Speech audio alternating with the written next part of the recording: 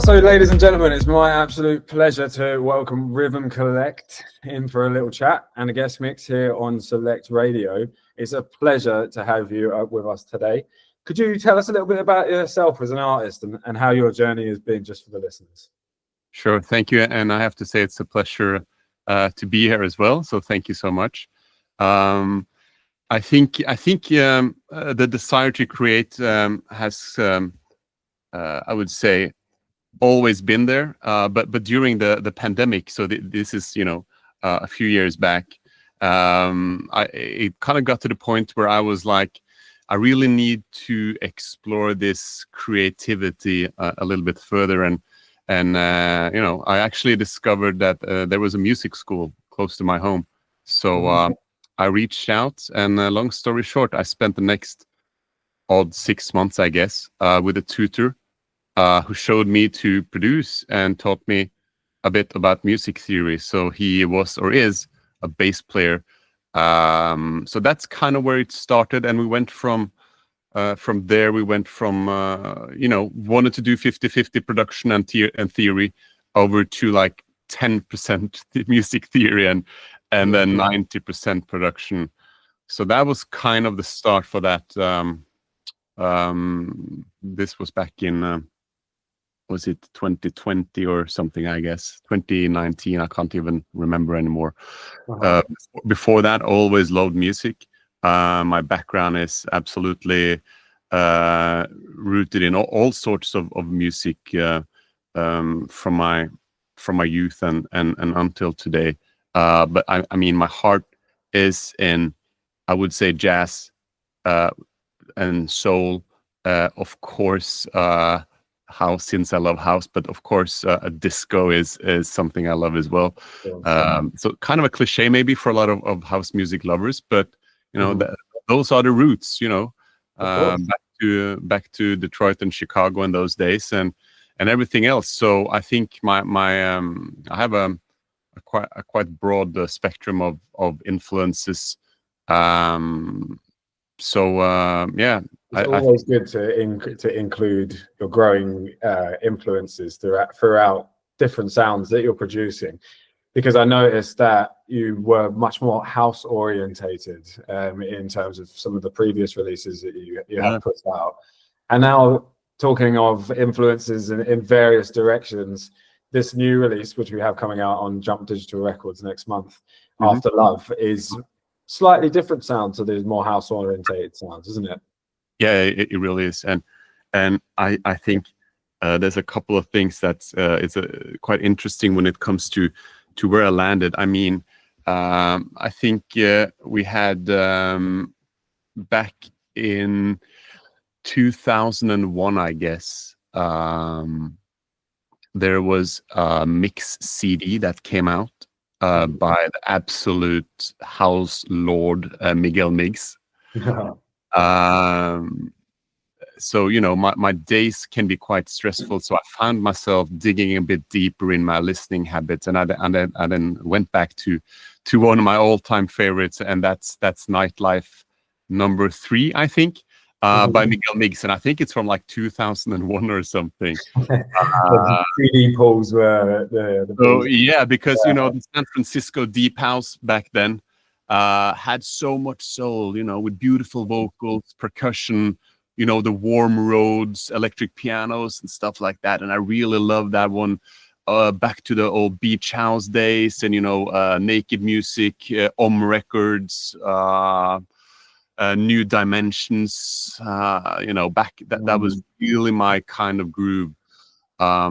So when I then found the vocals for the track I'm releasing with Jump Digital now, which is called After Love, when I found the vocals for this one, the vocals are from a woman called Keisha Brown, and she released a single, I think it's from the 80s or something, which is called Ain't No Life After Love. I had some piano stuff, ready to go. I was kind of looking through something. I was listening to more of the mellow house sounds, and I was like, that vocal is really good. It didn't really fit the piano, so I pitched it down a couple of semitones, and played around with it. And I added, you know, the Rhodes and strings, and you know, it felt more like this sounds very much like a cliche, but the track kind of just presented it in the way it did. You know what I mean? Yeah. Some of the best ideas just come together like that, so naturally. So. Exactly. So it was just like I didn't think too much about what I was going to produce in terms of what I've done before. I just knew I had to make something a bit more on the soulful side. I played the track. Of course, you know, when the hell did I make this track? Because it's you know how it is. Last like August maybe. I think I finished August, September or something. And I really haven't done much with it, but and then I played it for some people I know that aren't like big house heads, but they like the deep house, you know, the lounging stuff and everything. And all of them really felt that track. So I think as well, it's got some good potential, and it's the vocals. I think I love the vocals. And then the rest of it kind of just builds around it as it should. And that's it, because it's not that often that you are fortunate, for me, who's like an absolute amateur producer, you know, in regards to others I mentioned today, like Robosonic or Riva Star or Ferric Dawn. I think to me, to be able to use, I use Tracklib, like, you know, and for me to dig there and really spend time. So instead of looking for new tracks I could play in the DJ set, I spend my time looking for tracks I can sample for production. That's how it is now. I think my time is better spent. I don't have any, you know, world domination DJing dreams. You know, it would be fun to play some cool gigs. You know, but production for me.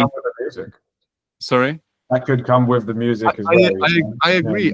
So it's, I think, but the production is first, and then, you know, whatever comes of it is second, to be honest. So I think production is where I want to be totally.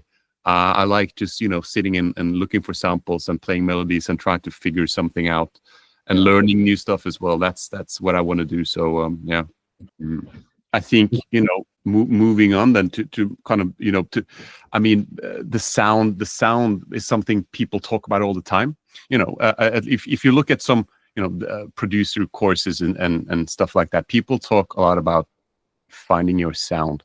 And while I can understand what they mean, there are different ways to find your sound. In my opinion, you can find a sound which is easy for people to recognize who it is. You know, if you listen to a bunch of the stuff from, let's say, like a big name producer, let's say Ferric Dawn.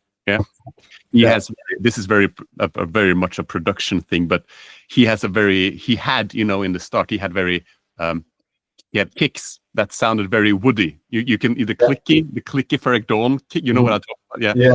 You can recognize when the song started, you could recognize that, you know, it was kind of a kick drum that had a high resonance and maybe some kind of wood layered on top or something. That's the sound. And then you have someone else, you know, maybe Claptone had a sound with really crispy hi-hats and some soulful stuff. And then you have Riva Star. I mean, people, you can sometimes, you know, there's a distinct sound to your music. I don't think I've kind of found my sound, and I've kind of stopped looking for it. It sounds kind of pretentious because I've released like maybe 6-7 tracks or something, and I have 2-3 more in the bag. So I haven't even released 10 tracks. So I'm aware that it might sound pretentious, but it really is. That's really the way it is. I mean, me, I think in this day and age as well, it is almost becoming championed that people can be diverse in terms of the sound they're creating. Because 20 years ago, we liked sitting in a box of a certain genre and staying there. But I think maybe it's to do with how quickly music's consumed in different platforms and stuff these days. But people like a bit of difference, and going through an artist catalogue, if types of their productions are sounding different, but they have some sort of core sound to them or an emotion that can be shown in these sounds, then I'm all for it. So I would say I agree with you, and I think the freedom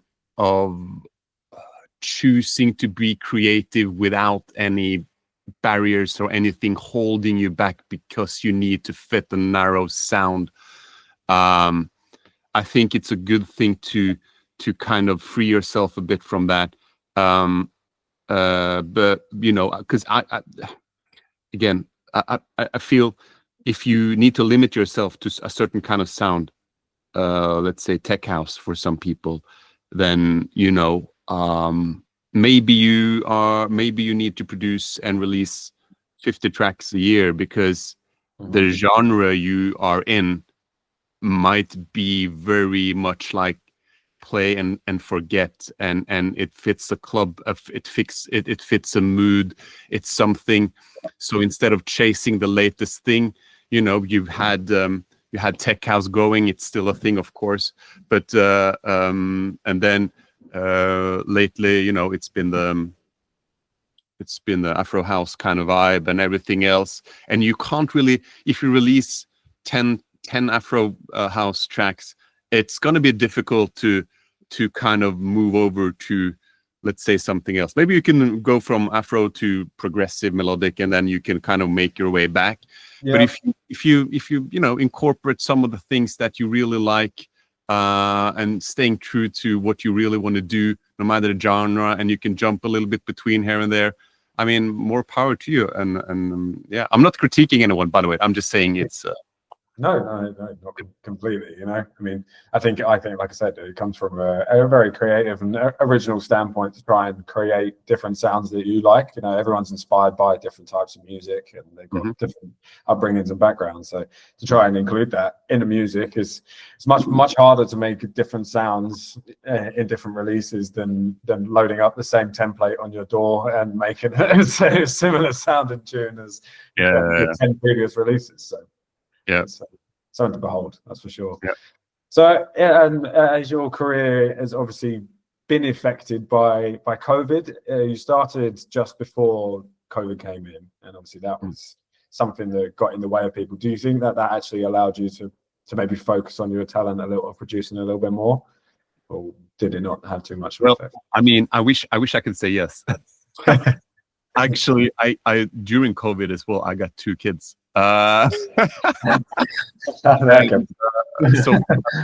I'm blessed with, you know, 2 kids, 2 wonderful kids, and 2 dogs as well. So it's, and quite busy with my you know, the work that pays the bills, which is, you know, boring office work. You could put it like that. Although I love my work, but it's compared to music, you know, most things would be found kind of boring. You know, I wish I could work with music for a living, but it's a bit hard at the moment. But and I'm not talking for me. I think the whole industry now, and also with an influx of things that has to do with AI, I think artists, and I'm not talking about myself, I see myself more as a producer.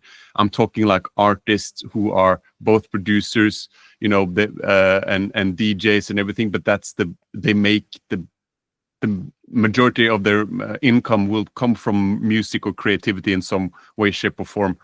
I think it's stacked against those people now, and I think it's horrible to watch, and I feel super lucky that I'm able to do this. I wish I could make much more music, but at the same time, you know, you have a family and everything else, so you know, completely. At a later stage in life, like I'm in now, compared to people who are like in the beginning of their 20s, it's different for them.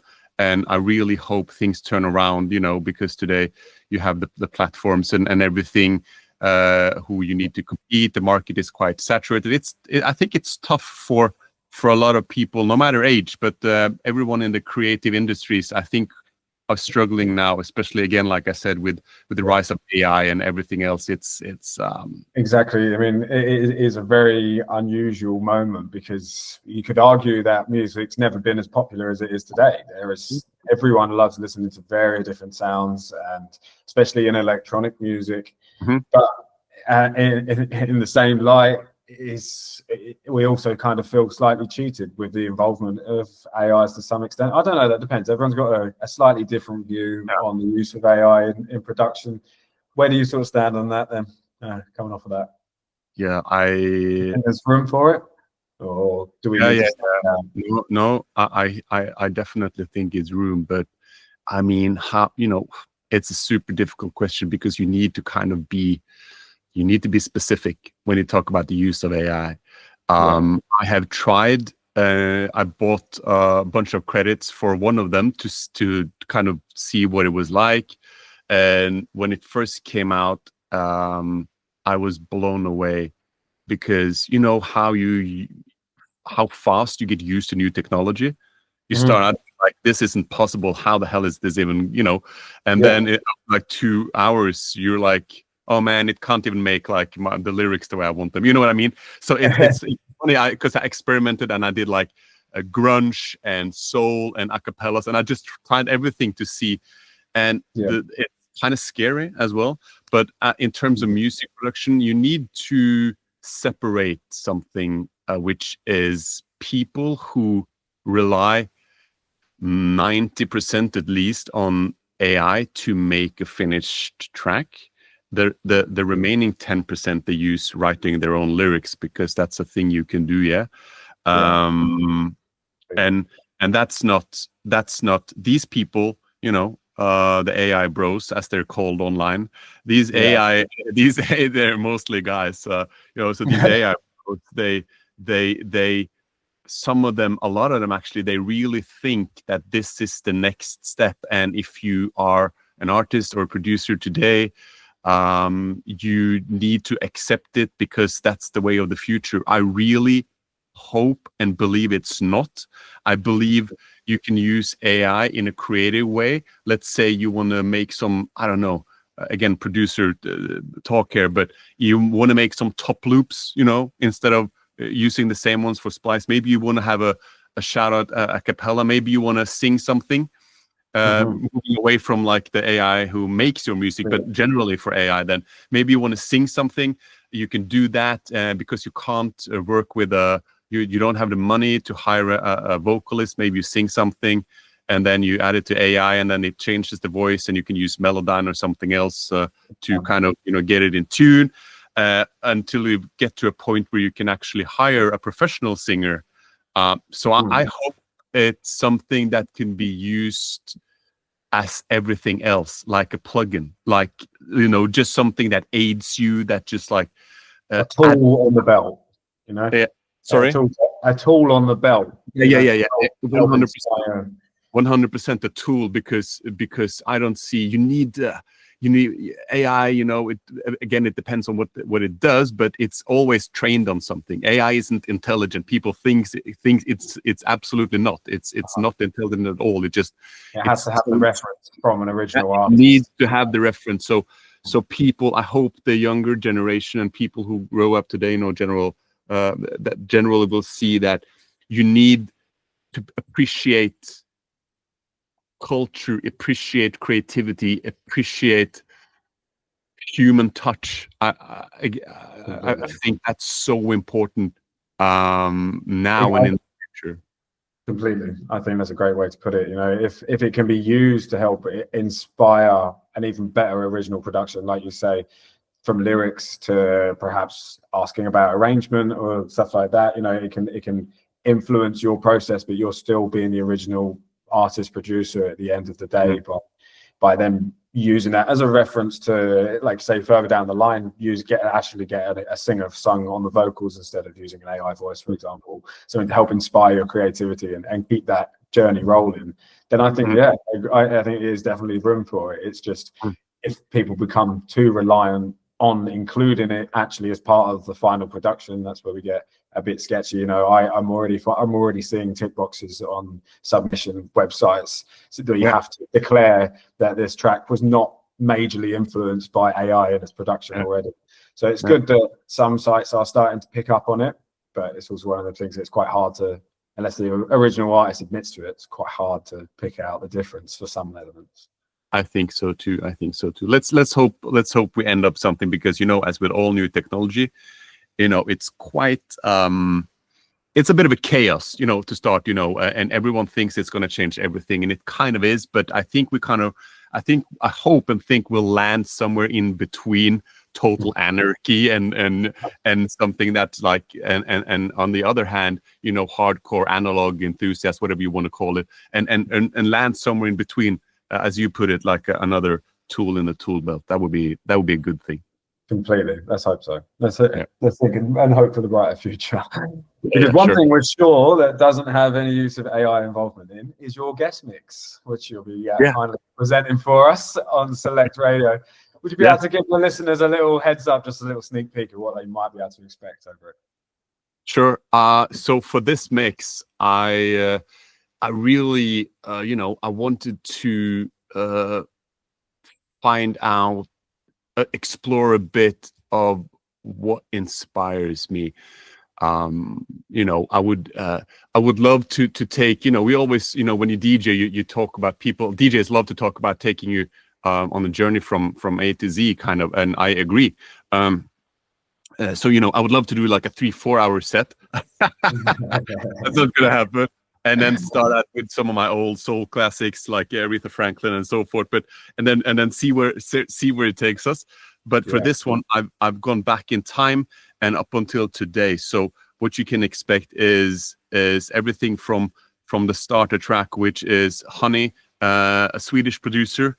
He has one of my absolute favorite tracks, which is called No, where he samples TLC. I think they were called TLC, No Scrubs or something. Yeah, that's one of my absolute favorite tracks. And then moving on to other stuff as well that are more recent and everything that's kind of influenced me. So I think we start out on a more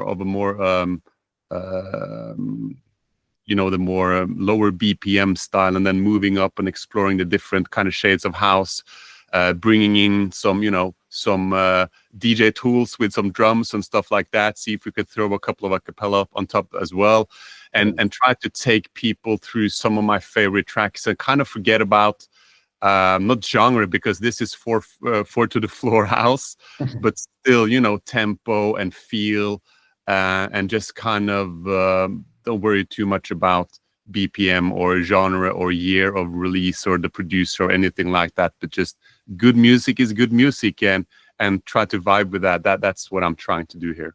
Brilliant. I am very excited for that, and I'm sure that the listeners very much are. So I saw this bite on was it TikTok or Instagram the other day that talked about the how hard it is for people to make it today, because followers actually it doesn't mean anything anymore, because the algorithm, that's what TikTok came to the table with, their algorithm, that they didn't care about your followers, they just cared about showing you something. So you know, now if you post something, you can get it can reach like 2% of your followers, and I think that's insane to me.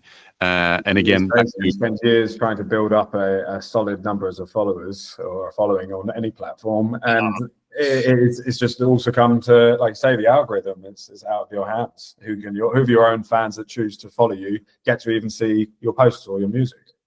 I mean, again, like I said, I actually one thing I didn't mention this, but that's kind of a funny story.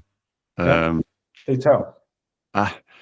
So right after I started producing, I was like, okay, where should I do this? And in the old, as you can see now, this is my studio here. I built you can see the panels and everything here. So this is kind of my room. You have some controllers there and a 1210 and some of my old vinyl down here. Very and nice. mini disc players and what have you. Back, I was like, I needed to do something with music and creativity, and I was like, I couldn't understand why my track sounded so bad. You know, apart from I had no experience, so they just, you know, were shitty tracks. Wow. But the sound, I really understood that. You know, it's a sound, it's a room, and I started to you know, do some research and you know, hey, you should do some acoustic treatment. So panels that are in my studio, there's about like 30 of them in the roof and everything else. I built with my dad over a course of like 6 weeks or something. I built them from the blueprint of a guy called Jesko. He's a German, lives in Berlin. Okay. And he has his own YouTube channel. And I contacted him and I said, hey, I need your help. And then, I drew the room, and, we went back and forth, and he, told me what to build and everything else. And we kind of developed this relationship. And finally, after a few months, and my productions were actually, getting, of course, better and better.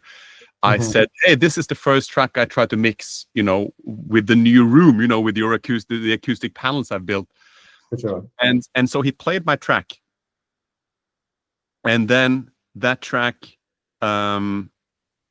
he was listening in his studio with his friend. And he wrote me an email and said, hey, I was listening to this, and I had my, one of my best friends was here. And he really wanted to do something with a track. And that was Chord. Artist named Robosonic. So Robosonic was in the studio with Jesko then, and listened to my track, and they really liked it. They liked the way I used samples and everything, because I have samples in almost all my tracks. I really love working with samples, not spliced, but like proper sampling records from Tracklib and stuff like that. And then this one was, I sampled and all. I can't really even remember the track. It was from 83 or something. And then they liked it. And then he said, hey, can we do a collaboration? And I was like, of course, I haven't even had one release in my life. And you want to do a collab with a legend like Robosonic? Of course I want to do that. And then we moved along, and there was a bit of an issue with the samples and everything. And we didn't really get the track to where we wanted it to be, but it was a good start. But that was kind of a cool story for me. So I still to this day have contact with the Chord or Robosonic, which is quite funny, and he's a super nice guy. So that was kind of a thing, and for me back then. So it was funny. Yeah. And that's another influence, that when you're working closely or having a relationship with someone that has had success and knows the struggle, it can inspire you in more ways than one. I mean, he released kind of a very musical kind of rap album a couple of years back. I think it was even a double album, and it had so many good tracks. Not house, it wasn't a house album, but it kind of went, through the radar for a lot of people. And he is such a talented musician. He is. Absolutely creative, top tier. So I really, he's been obviously really good, a big influence for me as well. And some of his tracks are just absolute standout classic house tracks that I really love and listen to until today. So yeah. Definitely, we are big fans of him on Select as well. So yeah, he's an absolutely talented guy. Yeah. What a pleasure. Here's to the future. Exactly. Awesome. Really brilliant. Well, we'll always be happy to listen to some more music. I'll send you. I have a couple of other tracks. The reason you haven't got them is because I wanted to wait and kind of premiere them maybe in the mix. Yeah. So no one has heard them. Not even you guys. Not even you guys. More excitement. All right. Nice evening. Good talking. Thank you. Bye.